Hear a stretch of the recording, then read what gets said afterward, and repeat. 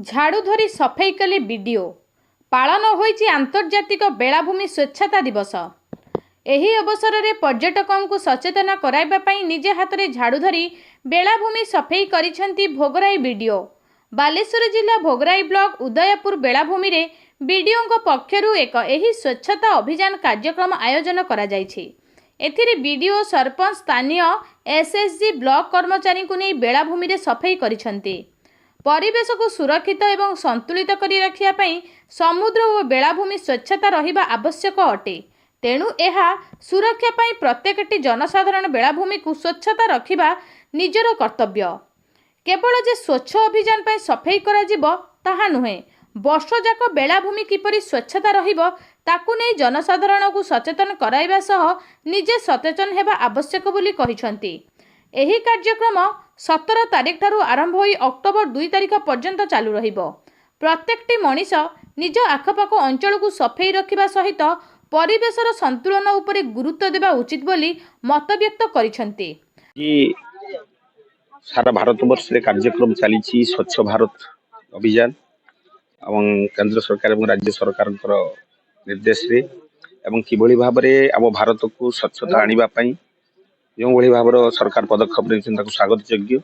एवं आज आम हुगुली पंचायत तरफ तालसारी रे जो सफाई कार्यक्रम चली समस्त आमर समिति सभ्य ठू आरंभ करी आमर इंचार्ज सरपंच एवं वार्ड मेंबर एवं समस्त महिला गोष्ठी सब रही सफाई कार्य कर।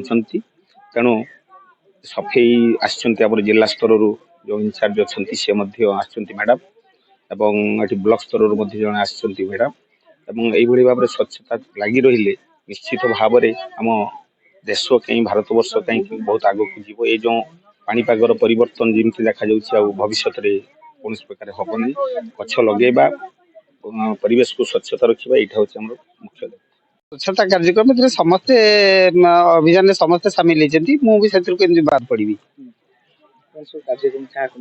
आज आमर एसएससी ग्रुप अच्छी सरपंच अच्छा समिति सभ्य अच्छा आमर जिला ऑफिस रु जड़े अधिकारी अधिकारी आमर जी लोकल लोक अच्छा समस्ते मिसिकी बेलाभूमि परिष्कार व्यवस्था कराई। स्वच्छता अभियान चली स्वच्छ जो भारत अच्छी अक्टोबर 2 पूर्व हमको बहुत किसी काम स्वच्छता ऊपर कर खाली एति नुह आमर गाँ गाँव रे आमे स्वच्छता अभियान चलैबू।